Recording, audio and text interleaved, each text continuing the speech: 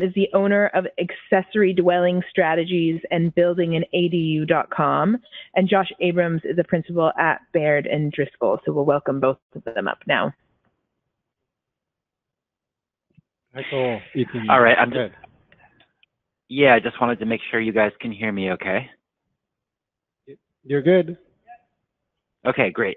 So, hey, everybody, thanks for inviting me to present on this remotely. I'm at a little bit of a disadvantage not being there, but I'm just going to do a really quick 10-minute dive into some issues related to ADUs and energy efficiency. And I think the broader point here that's just kind of an interesting policy note is that in Portland, ADUs have been kind of taking off for a while, since 2010.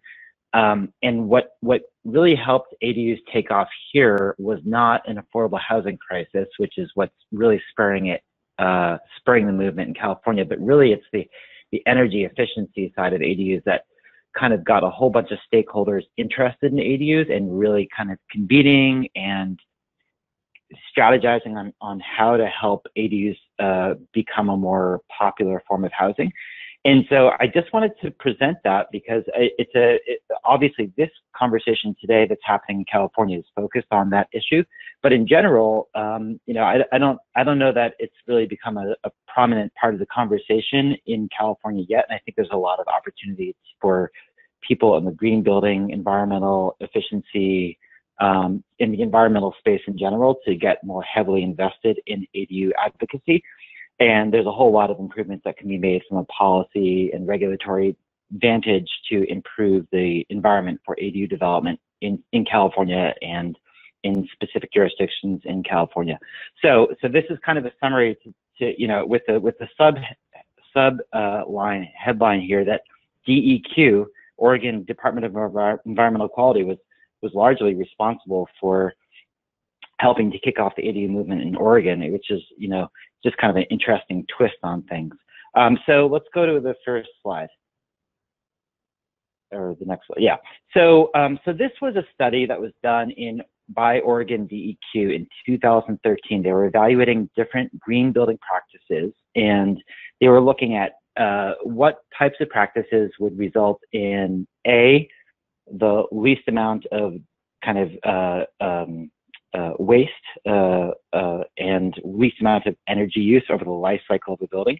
So the least amount of waste in dumps and the least amount of life cycle use in the construction, habitation, and deconstruction of a building. So they evaluated all of these different, very commonly thought of green building practices: double wall construction, SIP panel construction, multifamily construction, straw bale homes, etc.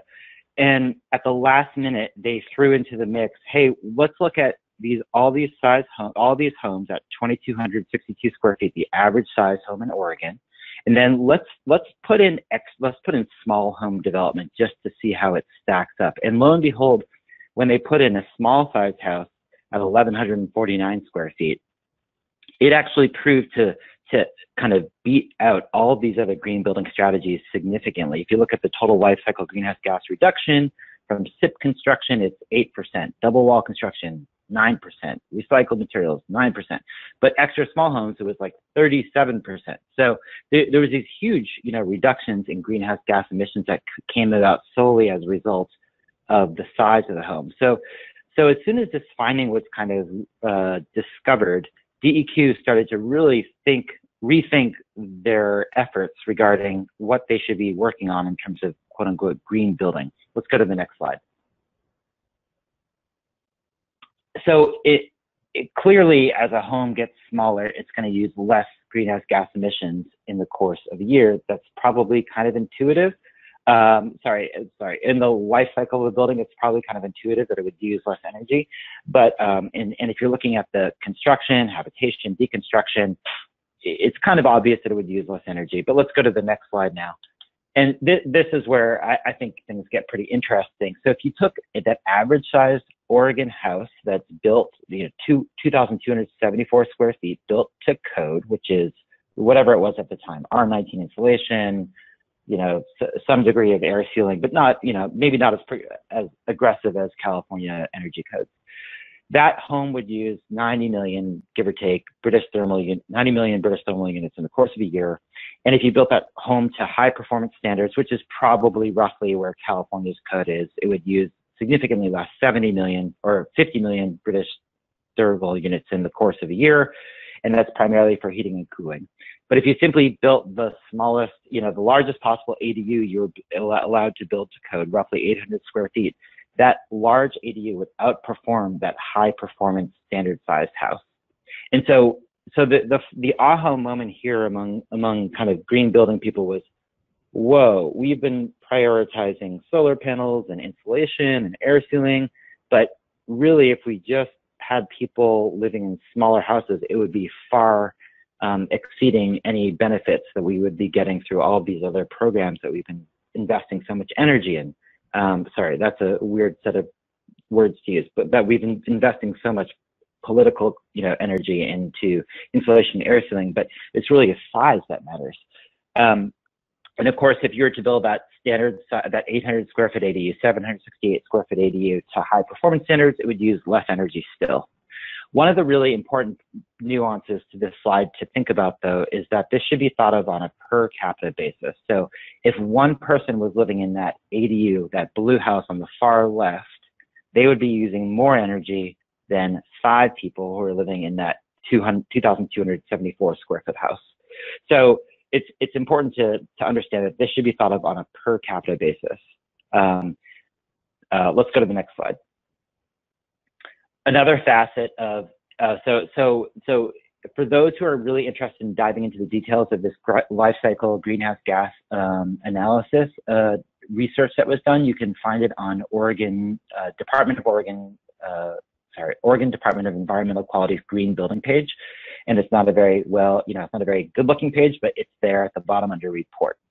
And the end result of their report that was done in 2013 was a lot of kind of policy effort and work that went into promoting accessory dwelling units in 2010 to 2013, basically. So that's what kind of kickstarted the ADU movement here in Portland and in Oregon at large. Let's go to the next slide. So another facet of ADUs, I have a background in environmental planning, and I'm not going to belabor this point too much because it's kind of obvious, and I'm speaking to the choir, I'm sure, here. But in terms of green building, the things that I think I believe to be the most important in terms of overall greenhouse gas reductions are the size of the structure and the location of the structure. And I think of these as space efficiency and location efficiency. Everything else is just icing on the cake, really, when it comes down to it, relative to those two things. So if you zoom in to looking at the actual transportation costs associated with the habitation of dwellings in various locations, it turns out that places that are in highly transportation-oriented areas result in less carbon emissions as a result of that decision. Let's go to the next slide. So specifically diving into the exact same type of residential house in a conventional suburban development versus a transit-oriented development, the gray bar there represents the transportation energy costs associated with the habitation of living in a TOD versus a conventional suburban development.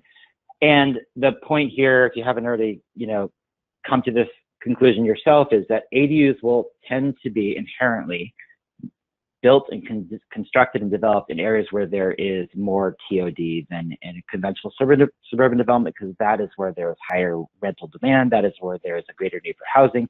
Naturally just based on economic trends, more ADUs will tend to be built in more TOD areas. So without the homeowner developer having any green inclination whatsoever, just by virtue of the fact that they're building a small ADU, they're most likely going to be building it in a TOD, and it's going to be small. So it's already, whether or not they care about the environment, believe in climate change, they're already going to be doing God's work in terms of creating a market-based solution to addressing climate issues.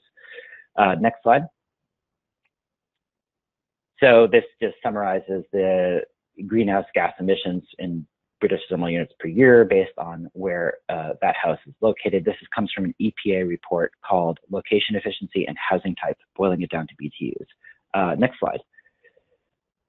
The other big, so that of course, you know, the easiest way to market that issue is just that the transportation bills for somebody living in a TOD is going to be much far lower than somebody living in conventional suburban development. Next slide. So here's the other big point. Again, maybe I'm speaking to the choir here, but just in case we're not, there's been these significant trends in household sizes declining in the last 70, 80 years, and that's a result of fewer children per household, more divorces, more single parent households, people living longer, people having fewer kids, people choosing not to have kids. A whole bunch of different factors have come to play that have resulted overall in household sizes shrinking. Next slide. And meanwhile, conversely, the home sizes have gone dramatically in the opposite direction. So from 1950, average home size was 900 square feet. Now it's, 2,600 square feet, depending on, anyway, state by state, it's different. But it's, this is the trend that we're looking at. So if you combine both the shrinking household size and the home size, let's go to the next slide. This is what we're seeing. We're seeing a absolutely astronomical leap in our per capita footprint. So this is the problem statement. This is what we are confronting as a nation in terms of our increasing, ballooning per capita footprint and the opportunity that ADUs present as a market-based solution to address this problem statement. And so I just wanted context from Oregon to California in hopes that it might help further promote the ADU movement there. And I will wrap it up. And actually, last slide, Josh. So this is a book that I wrote that I released in early 2018, and chapter or impacts on one of the chapters deals with kind of these issues that we've just gone over. So you feel free to check out this book if you want a little bit more policy context about ADU development. And the first part of the book is for homeowners who want to develop an ADU on their property. The second part is really for policymakers who want to see more ADUs built in their community. And that's it.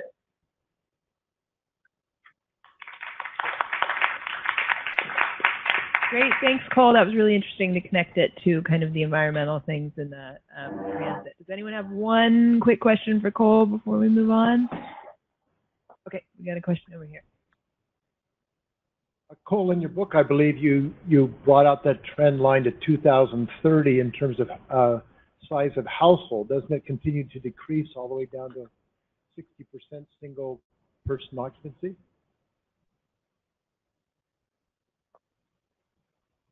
I'd have to refer back to the book, honestly, to know where it's going. But I mean, you can generally see that the trends of household sizes are going, household sizes are going to shrink as a result of all these kind of broader demographic trends that are taking place. So we can just kind of like assume that we're going to need more and more small housing units, and that there is this like basically unquenchable demand for small urban infill housing for a variety of reasons to meet a whole bunch of market demands.